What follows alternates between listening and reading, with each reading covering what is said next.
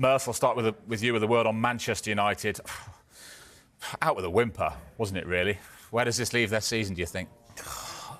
You know, it gets from bad to worse, and then all of a sudden they keep their head above water. And this was a shocker. This draw was a good draw. When it come out, you're thinking, whatever happens, they're second in this group. You know, and that's no disrespect to Galatasaray or Copenhagen, but you know, we're talking Premier League giants, Man United, and to go out like they did and not even get into the Europa is a shocker. You know, yesterday you turn up.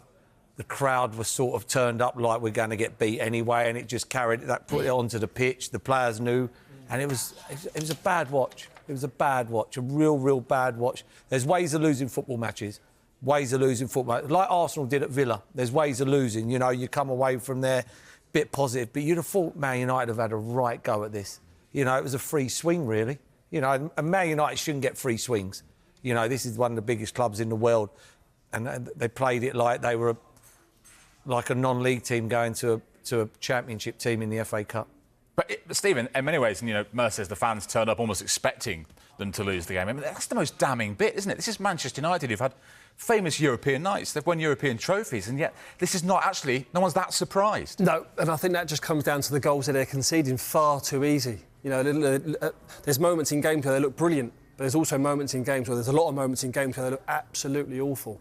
You know, conceding far too many goals. Would they score? Was it score 13 goals, conceded 15 goals? It just sums up their, you know... The most ever by a Premier League team in the Champions League. I mean, if you're going to be conceding goals every game, then you've got an uphill battle straight away. And they haven't got enough quality to score enough goals. That's the thing with them. And to go out with in that way, I mean, in a way, is it going to be a blessing in disguise of no European football now after January, where they can concentrate on the league form? But even that doesn't look like it's going to be going well for them. It's certainly not a blessing in disguise if you're Eric Ten Hag wanted to strengthen your squad. Chris, I'd have thought. Will the elite players still want to sign for Manchester United?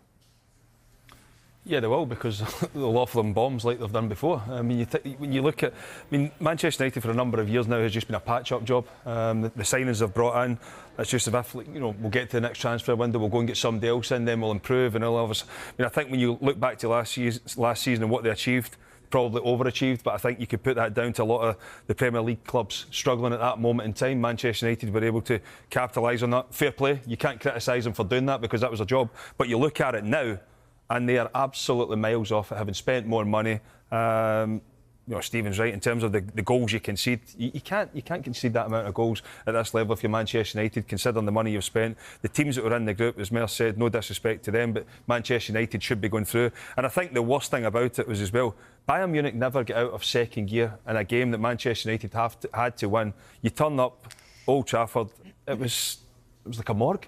There was nothing there. And you've got to look at it and say that's where Manchester United are at this moment in time, and it's sad to see.